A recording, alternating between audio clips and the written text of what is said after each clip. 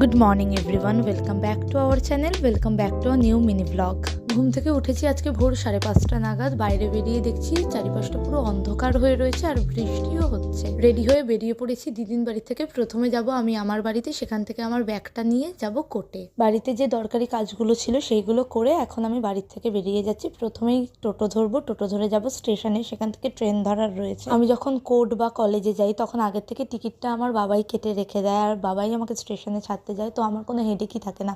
আজকে যেহেতু বাবা ডিউটিতে রয়েছে তো আমার মাথায় তো একটা চাপ রয়েছে ঠিকঠাক সময় মতো পৌঁছানোর, কারণ এই দায়িত্বটা সবসময় বাবাই নিয়ে থাকে। ট্রেনে উঠে গেছি আর ঘন্টাখানেক পরে আমি আমার গন্তব্যে পৌঁছেও গেছি।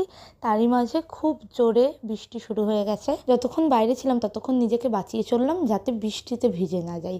আর কোর্টে সেরেস্তায় আস্তে আস্তেই আমি পুরোটা ভিজে গেছিলাম। আমাদের যিনি সিনিয়র আছেন তিনি এখনো অবধি আসেনি, তাই টুকটাক একটু ভিডিও বানাচ্ছিলাম। দেখতেই পাচ্ছ কি তুমুল বৃষ্টিটাই না হচ্ছে। আর আজকে ম্যাক্সিমাম দোকানই বন্ধ ছিল প্রিন্ট আউটের। আমাদের কিছু ইম্পর্টেন্ট ডকুমেন্ট প্রিন্ট করানো ছিল, তাই এখানে এসেছি।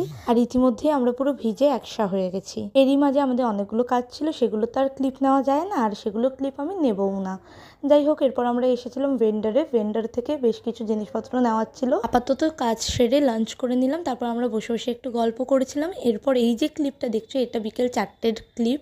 এর জন্যই কোর্টটা এত ফাঁকা রয়েছে, না হলে তো এত ফাঁকা কখনোই থাকে না, প্রচুর লোকে ঠাসা থাকে। তারপর আমরা একটু বাইরেও বেরিয়েছিলাম, আরেকটা কাজ ছিল বলে। দেন ওখান থেকে ফিরে এসে দেখছি কোর্টে কেউ নেই তেমনভাবে, শুধুমাত্র আমরাই রয়েছি আর পাশের চেম্বারে 1-2 জন ছিল।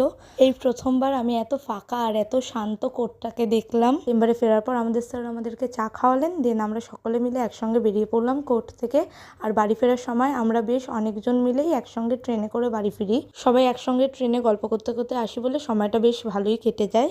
আর আমি বেলঘরিয়া নেমে গেছি, এখন বাড়িতে ফেরার পালা। কিন্তু প্রচুর বৃষ্টি হওয়ার জন্য আমি তো টোটোই পাচ্ছিলাম না বাড়ি ফেরার জন্য। স্টেশন থেকে তো টোটো পাইনি, তারপর বাটার মোড় থেকে টোটো ধরলাম। তাও দিদির বাড়ির থেকে অনেকটা দূরে আমাকে নামিয়ে দিয়েছে টোটো, তো আমাকে জলপাড়িয়ে আসতে হতো, সেই জন্য মনোমামা আর ফুলমি আমাকে নিতে এসেছে। বাড়ি ফিরে এসে একটু ম্যাগি খেলাম, ফুলমি করে দিল আমাকে ম্যাগি, যেহেতু সারাদিন কিছু খাওয়া হয়নি। তারপর একটু কাজে বসেছিলাম।